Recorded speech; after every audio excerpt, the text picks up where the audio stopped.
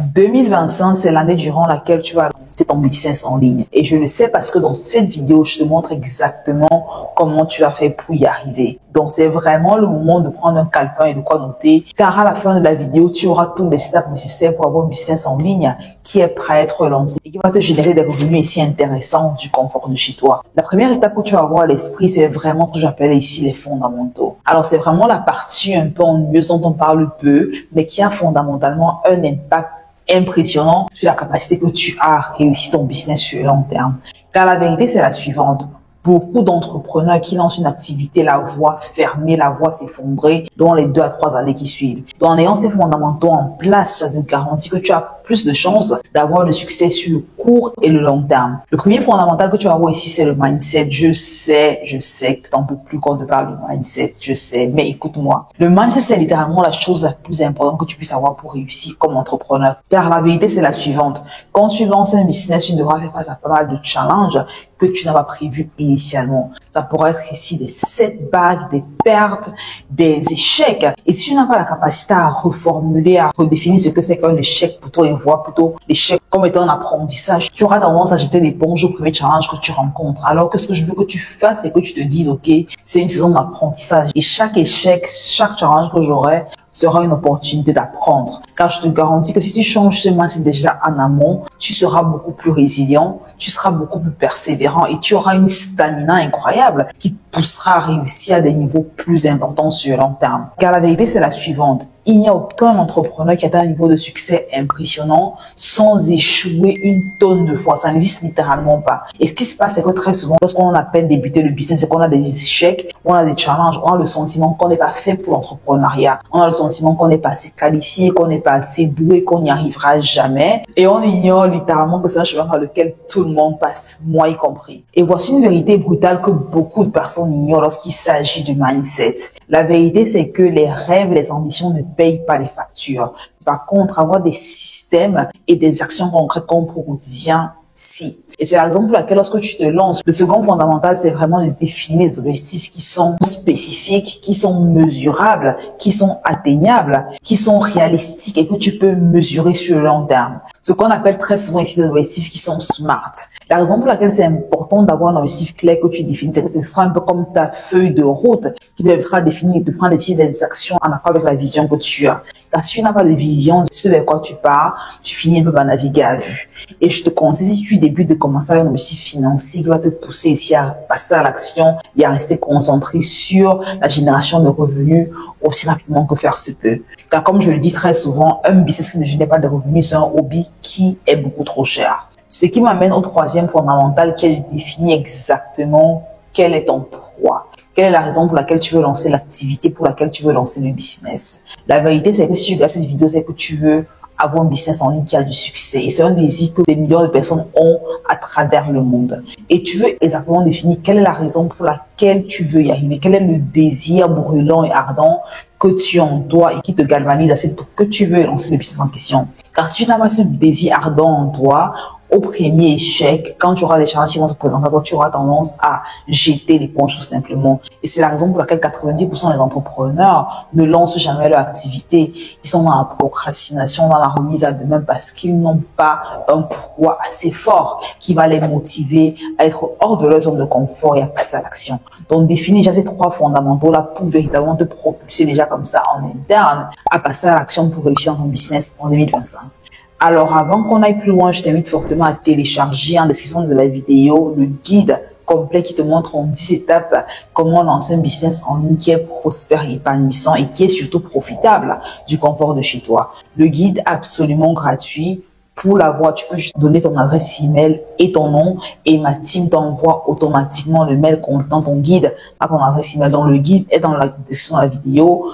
Tu peux cliquer pour l'avoir ou seulement commenter je veux le guide et on te l'enverra directement. Alors, une fois qu'on a établi les fondamentaux, la prochaine étape sera véritablement de définir ici quelle est son idée business. On va commencer ici par faire une analyse de marché pour découvrir exactement quelles sont les opportunités qui s'offrent à nous. Ici, il y a 2 façons à laquelle tu peux identifier la chose. Tu peux commencer à faire une analyse de marché et trouver en fait quels sont les créneaux qui ne sont pas satisfaits dans le marché et autour desquels tu peux créer un service ou un produit pour combler les besoins en question.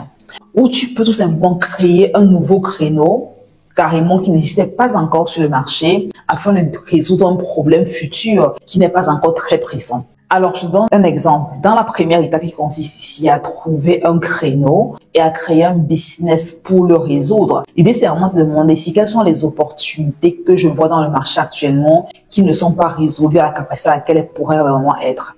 Par exemple, tu peux créer un cours autour de la performance pour des leaders. Tu peux par exemple offrir des services comme copywriter, commenter avec l'AI. Tu peux offrir des services comme coach fitness parce que tu t'es peut-être rendu compte qu'il y a un segment du marché qui n'arrive pas à avoir des résultats autour d'un problème en particulier. Ça, c'est la première étape ou la première stratégie. La seconde stratégie, c'est littéralement trouver un créneau qui n'est pas du tout existant, mais que tu vas tout simplement créer afin de résoudre un problème qui est futur dans le marché. Tu vois, par exemple, le cas de Tesla ou le cas de Facebook. Elon Musk et Mark Zuckerberg ont littéralement créé des produits. Dans le cas d'Elon Musk, c'était Tesla, le véhicule. Et dans le cas de Mark Zuckerberg, on a eu la plateforme Facebook.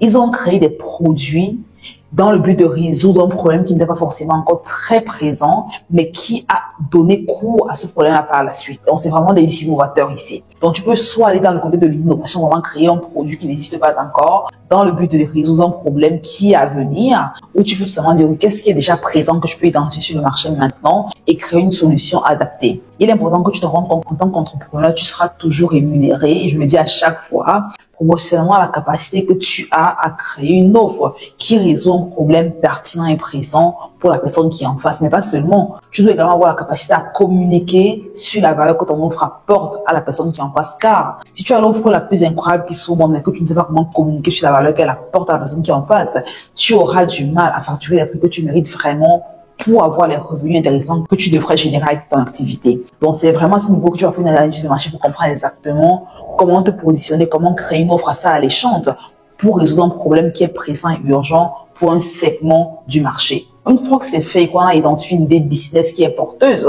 on veut commencer à créer son MVP. Alors, le MVP sera ici un minimum viable product, qui veut dire ici vraiment la version la plus petite, la plus infime qui soit de ce qu'on a à vendre. Donc, une fois qu'on identifie un segment du marché qui est vierge ou qui n'a pas encore des solutions aussi bonnes que la nôtre, on va ici valider l'idée business qu'on a. On peut le faire ici à différents niveaux. On peut par exemple faire des sondages sur des forums où notre audience idéale passe le plus clair de son temps. On peut également aller sur des plateformes telles que TikTok, Instagram, Facebook, pourquoi pas, commencer à créer du contenu autour du sujet en question et voir si on a de l'engagement, voir si on a des personnes qui créent déjà du contenu autour du même sujet que nous. Car si c'est le cas, ici, ces personnes-là vendent également des produits derrière, similaires à ce qu'on veut créer, ça nous indique ici que c'est un marché pour lequel il y a une demande.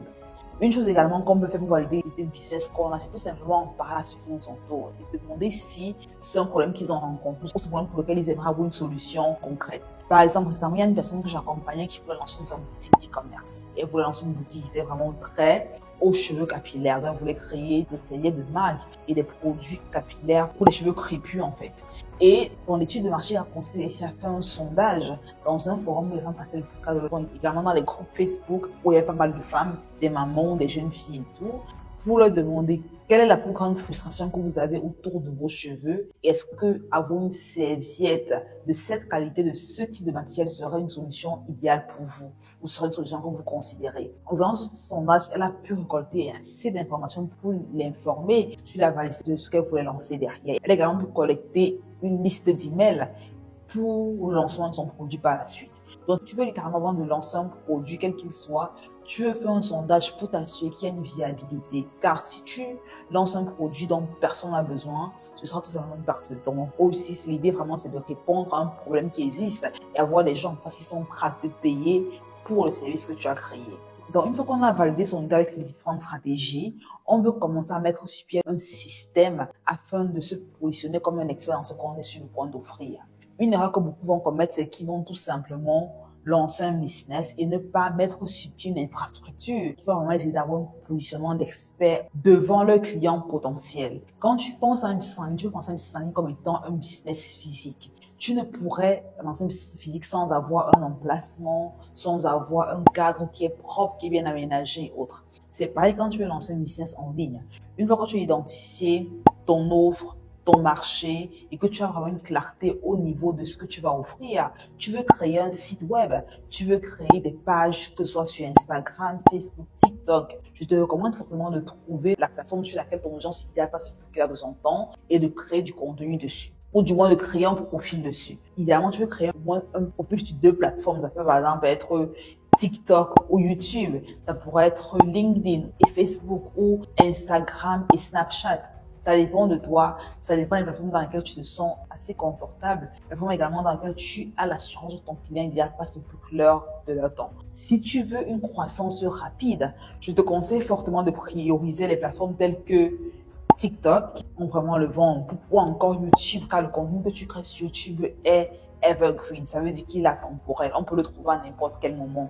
Contrairement au contenu, par exemple, que tu vas créer sur Instagram qui va disparaître dans les 40 minutes après que tu as publié. Donc, TikTok, YouTube et Pinterest, c'est vraiment de 3 gros moteurs de recherche que je te conseille de privilégier, voilà, si tu débutes afin d'accélérer la capacité que tu as remonté en visibilité et avoir ton audience idéale qui te découvre en ligne. Donc, tu as créé ton site web, tu as à travers des plateformes telles que Shopify, Wix ou encore WordPress, vraiment choisis l'un des sites qui te convient le mieux. Et tu peux aujourd'hui littéralement créer un site web en moins de 30 minutes, c'est devenu extrêmement facile. Et j'ai fait une vidéo par laquelle je te montre exactement comment y arriver. Je vais la laisser ici pour que tu puisses aller la regarder. Donc, en termes d'outils dont tu as besoin, on a parlé tantôt des outils pour la visibilité, des différentes plateformes, des outils pour la création de ton site web. Tu peux également penser à des outils pour la création du contenu en temps propre. Ça pourrait être aussi des outils tels que Adobe Press, Canva, Pixar, qui sont des plateformes qui ont des versions gratuites que tu peux utiliser déjà dans un début pour créer du contenu intéressant. Il y a également CapCut qui est un excellent outil pour créer le contenu. Et dans le prochain groupe d'outils dont tu auras besoin pour avoir un business en ligne qui a du succès, ce sont des plateformes liées à la communication avec tes clients. Ça pourra par exemple être ici Slack ou Telegram ou encore WhatsApp Business ou encore Discord. Trouve une plateforme qui marche pour toi et que tes clients se sentiront à l'aise d'utiliser. Juste inscris-toi et commence à les utiliser.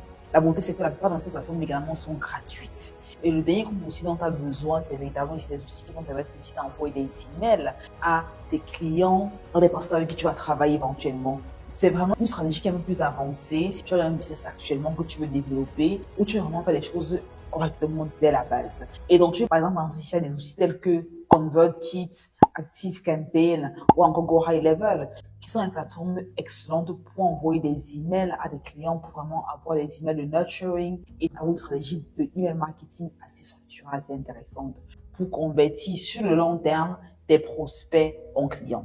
Donc voilà un tout petit peu en termes d'outils dont tu as besoin. Ce qui nous amène ici à la 4e partie qui est celle du marketing et de la vente.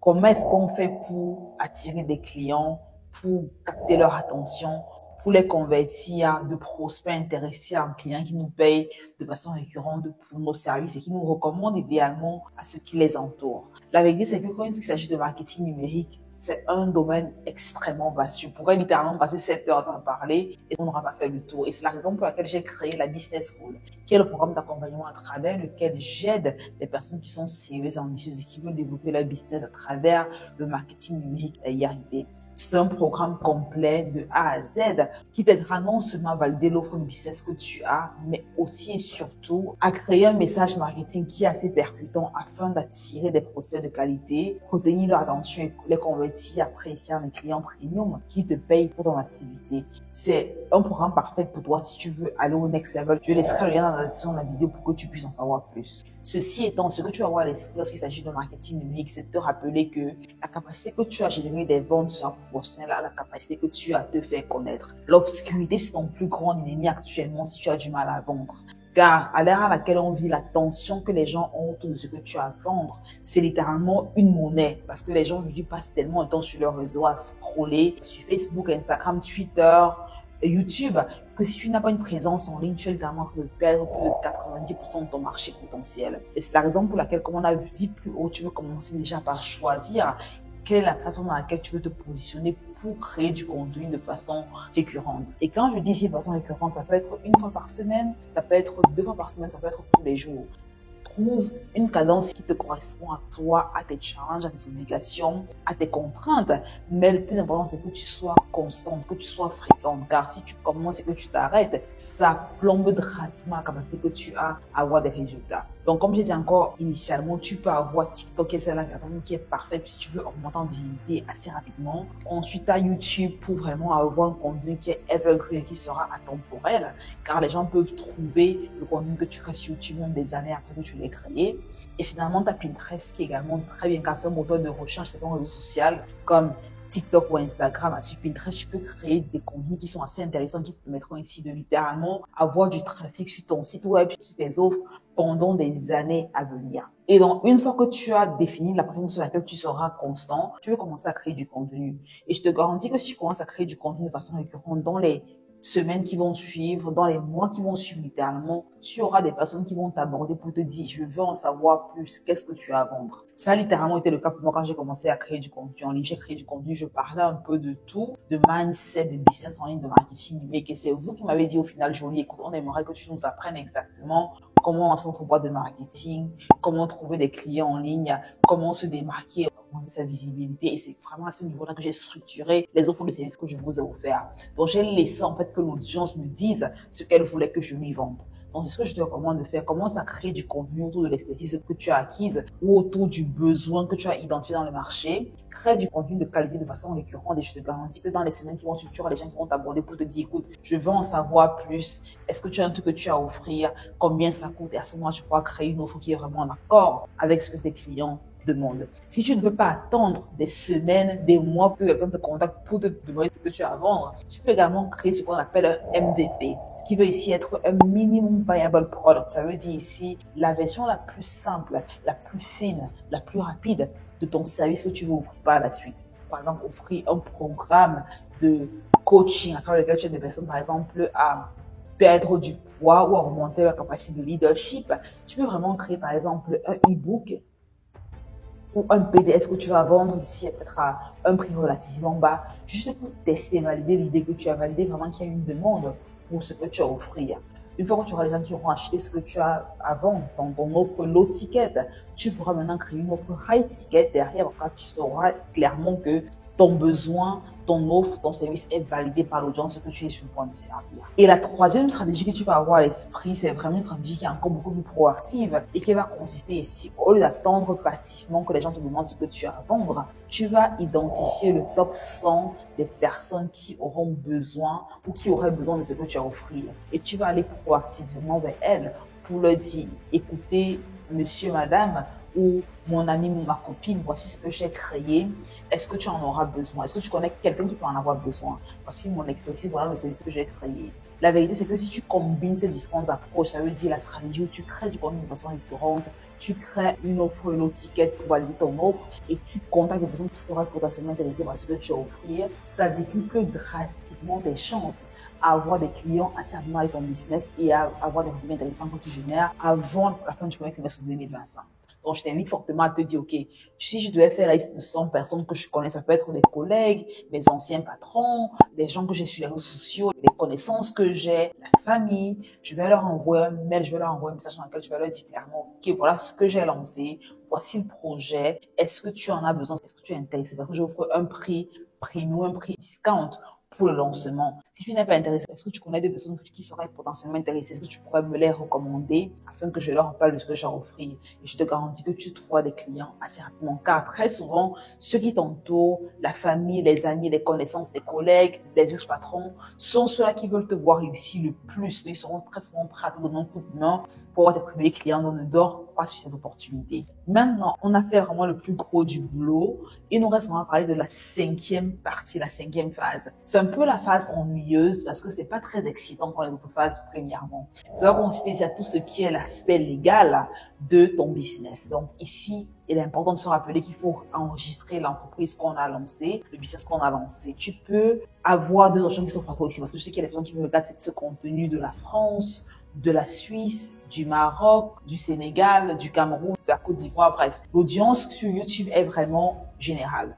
Et ce que je vais avoir à l'esprit, c'est vraiment ici, dit que tu peux enregistrer ton business comme étant un solopreneur ou comme étant un business, d'accord? Une société à responsabilité limitée. Le choix que j'ai fait, c'est d'aller avec l'option business, car ça permettait d'avoir beaucoup plus d'avantages d'un point de vue fiscal au niveau des taxes et tout ce qui va avec. Maintenant, je ne suis pas un conseiller financier, je ne suis pas un avocat, donc je te recommande fortement de te rapprocher d'un expert, d'un conseiller fiscal, d'un avocat, d'un comptable dans ta région pour comprendre exactement quelles sont les restrictions, quelles sont les règles qui te correspondront clairement. Mais c'est vraiment l'idée de choisir une structure qui s'offre à toi et qui est la plus avantageuse pour toi compte tenu des contraintes, de ta vision et des revenus que tu vas générer par la suite. Une erreur que j'ai commise quand j'ai commencé mon business, c'est que quand je recevais des revenus des clients, je considérais que c'est le revenu que je recevais, c'était littéralement pour moi. Alors que la vérité, c'est que tu dois tenir compte d'une taxe par rapport au revenu annuel que tu vas gagner, qui va être reversé à l'État. Car si tu n'en tiens pas compte initialement, ce qui se passe, c'est que tu dépenses à tort et à travers. À la fin, tu n'as pas assez pour payer les taxes qui vont arriver de toute façon. Donc vraiment, commencer déjà à budgétiser au moins 20% de chaque revenu que tu gagnes pour aller dans un compte qui est vraiment bloqué, qui est là pour des taxes. C'est très important d'avoir ça à l'esprit. Autrement, tu es en train de tirer une balle dans le pied. Et donc voilà, ainsi tu as désormais les 5 étapes que tu vas avoir à l'esprit pour lancer un business en 2025 qui a du succès et qui est prospère. Comme j'ai dit plus haut, soit tu télécharges ton guide gratuit en description de la vidéo qui te montre en profondeur également 10 étapes que tu peux avoir à l'esprit pour véritablement avoir un business qui est prospère, épanouissant avec une checklist et tout. Tu peux prendre des notes dans ce guide pour vraiment accélérer la capacité que tu as à réussir avec ton business en 2025. Si tu as des questions comme à chaque fois, laisse-moi savoir en commentaire. Je me ferai un plaisir de t'aider, de t'accompagner à y arriver. Et je t'invite à regarder cette vidéo dans laquelle je te partage également 10 business que tu peux lancer grâce à l'IA. Car comme tu le sais probablement déjà, on vit à une ère où l'intelligence artificielle a le vent. C'est là pour rester. Il est important que tu saches comment te positionner afin de saisir une part de marché. Donc abonne-toi si ce n'est pas encore le cas. On se retrouve dans cette prochaine vidéo. Allez, bye bye.